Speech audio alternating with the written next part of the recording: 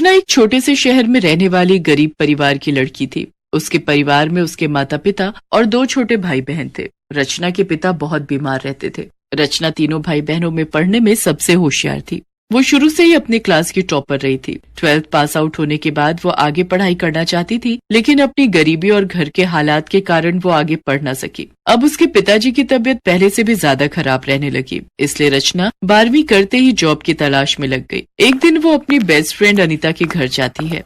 ओहो, तो आज टाइम लगा है तुझे मुझसे मिलने का? ऐसी बात नहीं है यार, घर के हालात ही कुछ ऐसे हैं कि आजकल मैं पार्ट टाइम नौकरी की तलाश करने में लगी हूँ, इसीलिए मुझे कहीं टाइम नहीं लगता आने जाने का। पार्ट टाइम नौकरी? लेकिन क्यों? पिताजी की तबीयत बहुत खराब रहती है और माँ से भी ज्यादा काम नहीं हो पाता, इसलिए नौकरी के साथ साथ अपना घर भी देख लूं, ऐसी नौकरी की तलाश में हूँ मैं। पर यार ऐसी जॉब होती कहाँ है? सभी तो 9 to 6 वाली जॉब होती है। सुबह शाम का काम तो सिर्फ काम वाली का ही होता है। तुम क्या पढ़ लिख कर अब काम वाली का जॉब करोगी हैं? अनीता ने तो ये बात मजाक में कही थी, लेकिन रचना इस बात पर गंभीरता से सोचती है और वो घर जाते समय एक अखबार खरीदकर अपने साथ ले जाती है। अगले दिन वो नौकरी के लिए इंटरव्यू पर जाती है। अच्छा, तो रचना नाम है तुम्हारा और 12वीं पास हो, तो फिर पढ़ लिख कर तुमने इस नौकरी को क्यों चुना? मेम साहब, मेरे घर के हालात कुछ ठीक नहीं है। माता पिता दोनों की तबीयत ठीक नहीं रहती, इसलिए मैं पार्ट टाइम जॉब की तलाश में थी। चलो ये तो अच्छी बात है कि तुम पढ़ी लिखी भी हो। देखो, मैं और मेरे हस्बैंड दोनों वर्किंग हैं और मेरे 2 बच्चे हैं जो अभी स्कूल में पढ़ते हैं। हम चारों को ही सुबह जल्दी निकलना होता है, इसीलिए तुम्हें सुबह जल्दी आकर 9 बजे तक घर का सारा काम खत्म करना होगा। दोपहर में मेरे बच्चे स्कूल से आते हैं, तब उनको खाना खिलाना होगा और जब तक मैं ऑफिस से नहीं आ जाती उनका ध्यान रखना होगा। साथ ही शाम के समय डिनर और डस्टिंग। मुझे कोई प्रॉब्लम नहीं है, मैं बिल्कुल टाइम पर आ जाऊंगी। पर मेरी सैलरी क्या होगी?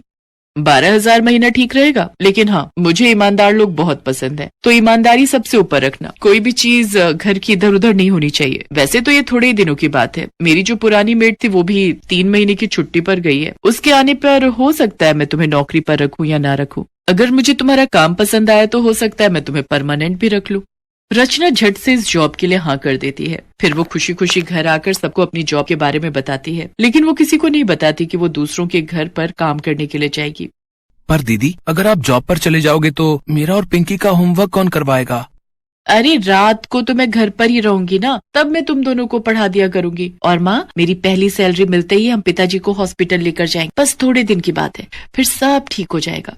अगले दिन सुबह रचना काम पर निकल जाती है। जाते ही वो सबसे पहले नाश्ता बनाती है। इसके बाद वो 9 बजे तक घर का सारा काम निपटा देती है। अंबिका रचना को इतने अच्छे से काम करते हुए देखकर बहुत खुश हो जाती है। फिर वो रचना को घर की चाबी देते हुए दिन में आने के लिए बोल देती है। रचना दिन में दोनों बच्चों को स्कूल से लेकर सीधा घर आती है, फिर सबके लिए डिनर बना देती है। अंबिका और गौरव जब घर आते हैं तो वो रचना का काम देखकर खुश हो जाते हैं। खाने की टेबल पर बैठी अंबिका रचना से कहती है, खाना तो तुम बहुत टेस्टी बनाती हो रचना, और साफ सफाई भी बहुत अच्छे से कर लेती हो। I am impressed. Thank you ma'am साहब। संडे वाले दिन अंबिका हाथ में कुछ हिसाब के पेपर्स लेकर बैठी होती है। ओहो, मुझे तो कुछ समझ में ही नहीं आ रहा है, हिसाब में गड़बड़ आखिर कहाँ हो रही है। कंपनी वालों को जवाब देना भारी पड़ रहा है। जरा एक बार फिर से चेक कर लो अंबिका, कंपनी वाले ये काम किसी रिस्पॉन्सिबल पर्सन को ही देते हैं। जरा सी चूक से तुम्हारी इमेज खराब हो सकती है। तभी रचना जब वहाँ आती है और उन दोनों की सारी बातें सुन लेती है। फिर वो अंबिका से कहती है, क्या हुआ मेम साहब, आप इतनी परेशान क्यों लग रही हैं? हाँ, परेशान तो हूँ। एक्चुअली मेरे ऑफिस के कुछ खर्चों का हिसाब सही से नहीं बैठ रहा। मेम साहब, अगर आपको प्रॉब्लम ना हो तो क्या मैं ये पेपर देख सकती हूँ?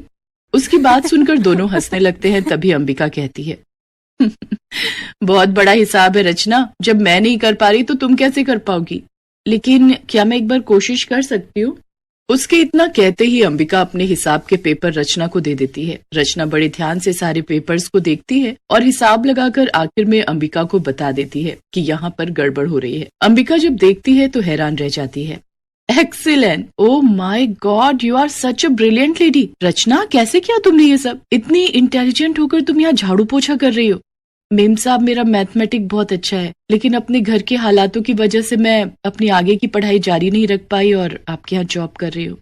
रचना की बातें सुनकर अंबिका और उसका हस्बैंड इम्प्रेस हो जाते हैं। फिर वो अपने बच्चों के ट्यूशन की जिम्मेदारी भी रचना को ही दे देते हैं, साथ ही उसकी सैलरी भी बढ़ा देते हैं। फिर 3 महीने बाद पुरानी नौकरानी वापस आती है तो अंबिका उसे भी रख लेती है। रचना को वो कुकिंग और बच्चों की पढ़ाई के लिए रख लेती है, तो वहीं दूसरी नौकरानी रेनू को घर के दूसरे कामकाज के लिए।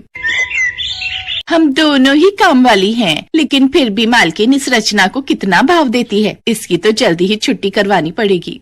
कुछ दिन बाद अंबिका का भाई कुछ पेपर लेकर उसके घर आता है।